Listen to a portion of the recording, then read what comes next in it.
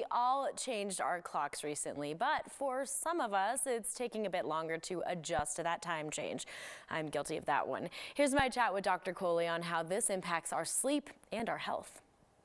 We just recently sprang forward, and my goodness, it affected me so much. Dr. Kohli is here to talk to us about our sleep and how this has affected us.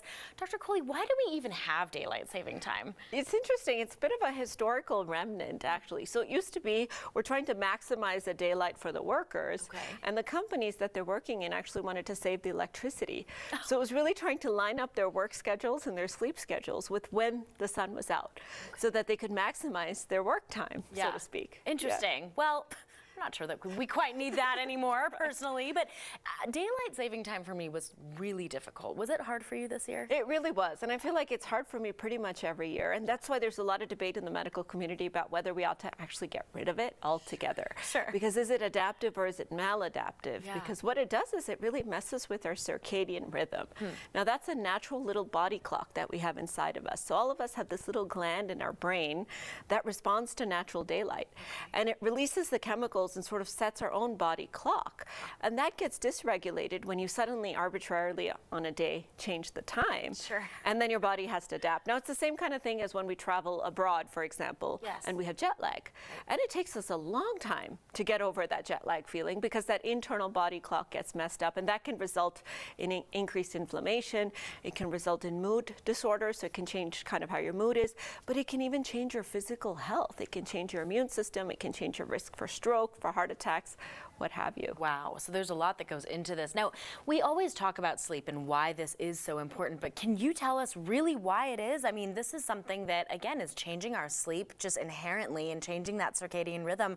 Why is sleep so important for us? Sleep is critical because it's the repair time for the body. Yes. And so we really want to target those 7 to 9 hours, but we want those 7 to 9 hours to be high quality sleep as well. So it's not just the quantity, it's the quality, and daylight saving times messes with both of those. So what happens when we sleep? Well, our body repairs all the damage that's been done, and so it reduces our risk for conditions like cancer, conditions like heart disease. It reduces the inflammation inside the body. It changes our mood. So, you know, sort of resetting all the stresses of the day and what have you. Sleep is the time, Danny, when we're consolidating memories.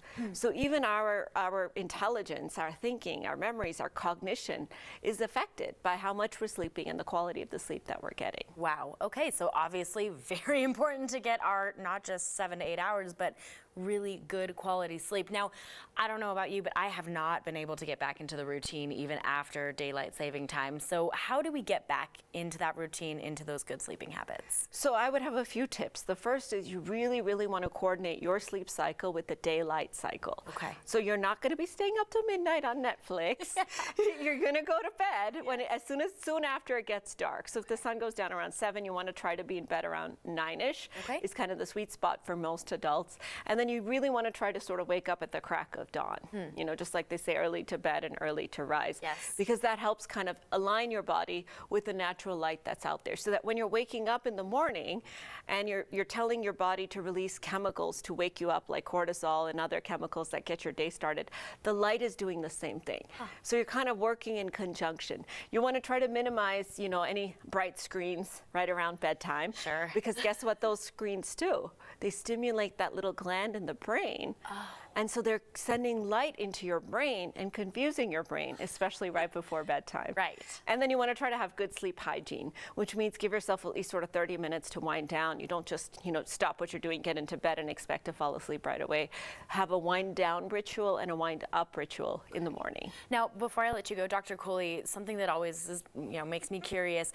I feel like I do those things. I wake up with the sun, but all day long I'm inside. Is that something that's also going to be affecting my sleep? Very much so. And this is not just for sleep, it's for other conditions like vitamin D deficiency and our mood and our behavior. You know, so trying to get out and getting some of that natural light to stimulate that gland in our brain so that we can really sort of reset our body the way that was supposed to be, because really our ancestors were designed to spend all their time outside, not inside in front of computer screens. So we really have to work to try to replicate that as much as possible in our busy modern lives. Okay, well, Dr. Kohli said it right here, guys. You got to take a walk at lunch. That sounds like what's prescribed. Dr. Kohli, thank you so much. All right, well, if you have a topic or question for Dr. Kohli, you can message us on our Facebook page, Colorado and Company on 9 News. Your topic may just end up on the show.